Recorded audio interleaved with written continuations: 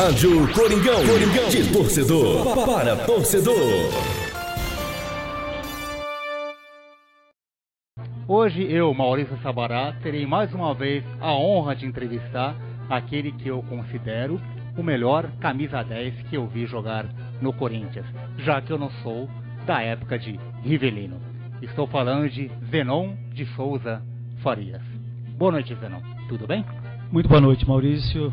Tudo bem, graças a Deus. Saúde perfeita, alma feliz. E isso é muito bom. E principalmente num dia como hoje, eu estando aqui no Corinthians, num dia muito especial, para mim é muito gratificante isso, porque sempre que se fala em Corinthians, toca esse hino, a gente fica emocionado e arrepiado, viu, Maurício? Não tem jeito. Zenon, vou fazer uma entrevista contigo agora, mas obviamente o assunto terá que ser Corinthians, pois antes do Corinthians você já teve uma carreira muito boa no futebol catarinense, no Ercílio Luz, no Avaí, no Guarani, campeão brasileiro de 78, né? Eu lhe pergunto, o que era o Corinthians para você antes de jogar aqui no Parque São Jorge? Olha, o Corinthians é sonho de todo atleta profissional, vestir essa camisa. Isso é sonho. E quando eu estava no Guarani, eu sonhava um dia em jogar no Corinthians. E graças ao meu trabalho realizado lá no Guarani, eu pude transformar esse sonho em realidade, o que me deixou muito feliz. E além disso, né, participar de um momento em que o Corinthians não pensava somente em futebol, mas sim no povo brasileiro, numa redemocratização do país. Então foi algo fantástico que aconteceu aqui na minha passagem pelo Corinthians, e que até hoje é decantado em prosas e versos o que foi a democracia corintiana. Sua estreia foi justamente contra o Santa Cruz, do qual você marcou um gol de pênalti, né? Qual a lembrança dessa primeira partida e a emoção de estar pela primeira vez ao lado da torcida corintiana? Independentemente do resultado, né, que aconteceu, mas foi uma emoção muito grande. Não só jogar ao lado dessa torcida fantástica, que é a torcida do Corinthians, né, que dificilmente deixa o time na mão, mas jogar ao lado de grandes jogadores como Sócrates, Birubiru, Vladimir, enfim. Então foi um sonho que se tornou realidade e que eu vivenciei de uma forma muito positiva. Em 1982 acontece aquilo que você já anunciou antes, o movimento da democracia corintiana. O que ela foi para o Corinthians e para o futebol na época, Zenon? Olha, através daquela filosofia de trabalho, daquele projeto de trabalho, o Corinthians ficou conhecido mundialmente. Para você ter ideia, outro dia eu estava assistindo a uma entrevista do Cantona, um jogador francês famoso, e ele disse o seguinte, que gostaria de ter participado daquele dia, daquele movimento realizado aqui no Corinthians. Ele falou que gostaria muito de ter participado daquele movimento. Então, para você ver a importância que foi a democracia corintiana, não só para o Clube Corinthians, como também para os brasileiros, para os cidadãos de uma forma geral. E a importância de nomes como Sócrates, o Vladimir, o hoje saudoso Mário Travalini, Adilson Monteiro Alves e Casagrande para esse movimento, Zenon? Bom, para o movimento foram pessoas indispensáveis, eu te diria, né, para que desse certo esse projeto. Principalmente o nosso diretor Adilson Monteiro Alves, que foi um dos mentores desse projeto e que, se ele não estivesse naquele momento, com certeza não aconteceria, né? E contando ainda com essas participações fantásticas, né, do Dr. Sócrates, que Deus o tenha em bom lugar, porque a gente sente muita saudade dele, mas foi um cara que lutou contra tudo e contra todos, né? Pela democracia corintiana e pela redemocratização do país, né? Então, Os jogadores abraçaram a causa, todos os jogadores, sem distinção nenhuma, né? E a gente lutou por um objetivo muito positivo e que acabou dando certo. Havia uma frase que dizia: ganhar ou perder, mas sempre com democracia. Mas obviamente que todo time de futebol precisa de um título. O que foi essa campanha de 1982, Zenon? Foi a campanha inicial, né, para que o projeto desse continuidade e que o Brasil inteiro passasse a olhar com outros olhos o que era um clube de futebol. Então o Corinthians, a partir desse momento, ele se transformou num clube diferenciado para os demais. Causou ciúmes, muitos ciúmes. Recebíamos algumas sugestões e até mesmo algum tipo de represália, né, na ocasião, porque achavam que a gente estava extrapolando demais, falando sobre a democracia, né? Mas mesmo assim, com tudo que aconteceu, a gente tratava de jogar futebol, buscar os resultados, porque nós sabíamos que os resultados positivos eram importantíssimos demais para que ninguém falasse nada da nossa democracia. A questão da não concentração e nada atrapalhava o rendimento da equipe em campo, né, Zenon? Pelo contrário, só ajudava, porque eu acho que concentrar um profissional, a mesma coisa que você tivesse que concentrar um médico para fazer uma cirurgia cardíaca no dia seguinte. O cara tem que ter a responsabilidade no dia anterior de se cuidar, de dormir bem, para realizar muito bem o seu trabalho no dia posterior. Então era isso. Na realidade, essa filosofia de trabalho, ele deu responsabilidade para o atleta, diferenciou esse atleta dos demais clubes, né? E olha, para ser sincero, nunca houve nenhum caso que a gente tivesse que puxar a orelha de alguém. Nunca houve. Tanto solteiro como casado seguiam firmemente o propósito da responsabilidade do trabalho. E as finais contra o São Paulo, Zenon? As finais inesquecíveis, né? Nós até acho que não tínhamos um time superior ao esquadrão do São Paulo. Só que nós tínhamos uma turma que queria vencer, né? Com um gênio jogando, que era o Sócrates, né? Que era o cara diferenciado. Os demais se aproximavam dele, mas foi, eu te diria, um sincronismo, uma sintonia perfeita do time, né? Para buscar esse título de 82 e logo em seguida também o outro. Permanecendo em 1982, sabemos que teve a Copa do Mundo da Espanha, né, Zenon? Você acha que poderia estar presente nesse grupo fabuloso que quase foi campeão do mundo?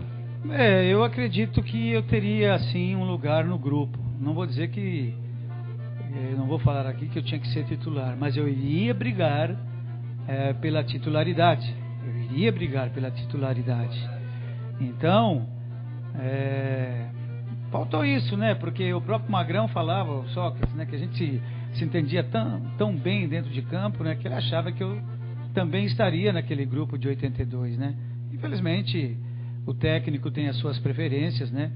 Não concordo com ele, jamais não concordo com ele, porque eu vivia a melhor época da minha vida em termos técnicos, né? De desempenho aqui no Corinthians, e não ir para uma Copa do Mundo, achei meio estranho, mas tudo bem, eu acho que é a preferência de treinador e você tem que respeitar.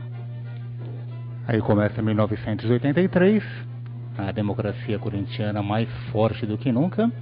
Algumas mudanças que acontecem com a chegada do goleiro Leão. Acho que o Juninho também chegou neste ano, né? Houve muita mudança na forma do time jogar ou praticamente o estilo ficou o mesmo? Não, ficou a mesma coisa, mesmo esquema. Mesmo com a troca de técnico também, né? Do nosso falecido Mário Travalini, ele foi para o São Paulo e o Jorge veio para nós, Jorge Vieira, né? E a forma do time jogar foi mesma, o mesmo esquema, todos sabendo do que poderiam realizar também nesse ano de 83, e não fugiu aquilo que nós desejávamos, né? Buscamos um título difícil, complicado, porque encararíamos novamente uma grande equipe como o São Paulo, mas é aquilo que eu te falo, a genialidade, ela faz a diferença. E o nosso time tinha isso, né? Tinha o grande gênio que era o Sócrates, e os demais acompanhavam, ou pelo menos tentavam acompanhar o seu raciocínio, né? E deu certo, mais uma vez deu certo, e a gente mesmo com um goleiro polêmico como o Leão, que não gostava de participar muito dessa democracia, ele era meio alheio a isso, eu te diria, mas dentro de campo ele nos ajudou muito a conquista do bicampeonato. E o que faltou para ser campeão brasileiro em 83 ou 84? Eu acho que também no ano de 82, 83, 84, o Corinthians fez ótimas campanhas. 82 a gente perdeu para o Grêmio no Morumbi, numa partida onde a gente dominou o jogo, mas os caras fizeram os gols, né? Então fomos eliminados. Em 83 vencemos o Flamengo numa partida muito difícil, que nós necessitávamos vencer por 4 gols. Vencemos por 4 gols. Nesse jogo eu fiz 2 gols inclusive nesse jogo. Só que o Guarani acabou perdendo para o Goiás em Campinas, e a gente acabou saindo fora da reta final do Campeonato Brasileiro. Em 84, novamente, o Corinthians fazendo uma grande campanha, chegamos à semifinal contra o Fluminense. Ainda bem que nessas 2 ocasiões que nós chegamos nas semifinais, esses times que nos eliminaram foram campeões, né? Tanto o Grêmio como o Flamengo, como o Fluminense em 84. Então prova que a gente perdeu para o campeão, não perdemos para qualquer um, né? Então foi um trabalho muito bem realizado. Foi uma pena aquele time não ter conquistado um campeonato brasileiro. E vocês quase foram tricampeões paulistas em 84. O que faltou? Ou se a arbitragem também ajudou um pouquinho nessa final, Zerão? Se você já falou isso é porque você já tem noção do que aconteceu, né? Naquela arbitragem de 84, muito contestada, porque afinal aconteceu um pênalti com 15, 20 minutos de jogo em cima de mim, e sou eu que estou falando, eu que estou dando o testemunhal disso, né? Que eu sofri a penalidade, o Aragão fez vistas grossas no lance, ainda foi lá e me deu amarelo, para você ter ideia, né? Embora o Santos tinha um baita de um time também, foi campeão, a taça ficou em boas mãos, mas nós poderíamos, se ele tivesse dado aquele pênalti, o pênalti tivesse sido convertido em gol, a história poderia ter sido diferente. E na sua última temporada completa pelo Corinthians, em 85, formou-se aquilo que podemos chamar da seleção de papel, né? Um grande time, com em cada posição algum jogador que já tinha servido à seleção, até o próprio De Leon, que jogou pela seleção uruguaia. O que não deu certo em 85, Zanão? Fogueira de vaidades, é o que eu posso te dizer. Era um time, como você falou, os 11 eram jogadores de seleção, e tinha o De Leon, que era da seleção uruguaia. Mas a fogueira de vaidades acabou fazendo com que o grupo não fosse unido, e nós fracassamos. Nós fracassamos tanto no Campeonato Brasileiro como no Campeonato Paulista, né? Acabou se desfazendo aquele time, e alguns julgaram alguns jogadores de forma errônea, essa que é a grande verdade, né? Jogadores que jamais poderiam ter sido tratados da forma que foi, porque até hoje eu fico indignado com o Vladimir, principalmente. O Vladimir, que era o símbolo do Corinthians, a sua vida inteira dentro do Corinthians, e teve que sair no final de 85, porque acharam que tinham que fazer mudanças, né? Praticamente em todo elenco. E eu tive que sair também, a contragosto, porque eu não queria ir embora daqui do Corinthians, mas deram carta branca para uma determinada pessoa, e essa pessoa acabou fazendo com que 7 jogadores de ponta deixassem o Corinthians. E dentre esses estavam eu, o Vladimir, o próprio Dunga, né? E isso magoou muito, cara, vou te dizer, magoou muito, porque nem eu, nem Vladimir, nem os outros jogadores gostaríamos de ter saído do Corinthians naquela época. Porque se aquele time permanece para 86, eu tenho certeza que conseguiria bons resultados. Depois de Zenon, quem foi o grande batedor de faltas do Corinthians? Neto ou Marcelinho? Os dois, né? Os dois foram grandes batedores. Mas eu acho que o Marcelinho foi, sem dúvida nenhuma, um cara que batia de tudo quanto é lado, de tudo quanto é jeito.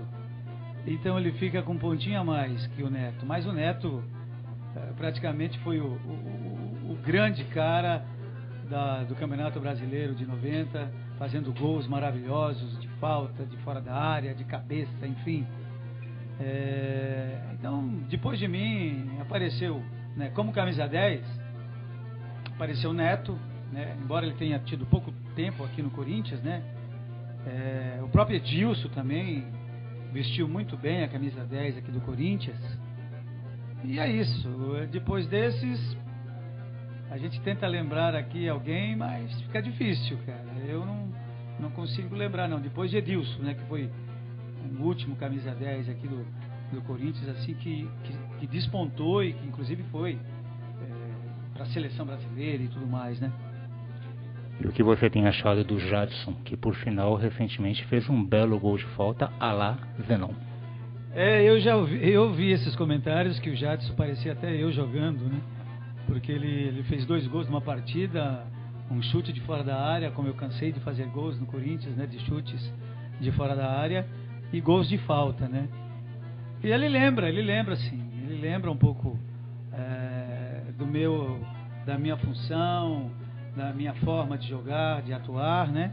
É um jogador que sabe fazer muito bem a leitura do jogo. Isso é muito importante no time de futebol, você ter um tipo desse jogador. Aquele jogador que organiza, que dita o ritmo e que enxerga e que dificilmente erra um passe. Isso é muito positivo. E ele já estreou muito bem e eu acho que ele vai ter muito sucesso aqui no Corinthians. Zenon, muito obrigado pelos 5 anos de alegria que você deu a nós corintianos. E as portas da rádio estão sempre abertas para você. Muito obrigado. Eu que agradeço ao Clube Corinthians por ter aberto as portas para que eu pudesse mostrar o meu trabalho. Tentei fazer o melhor possível. Tentei, viu, Maurício?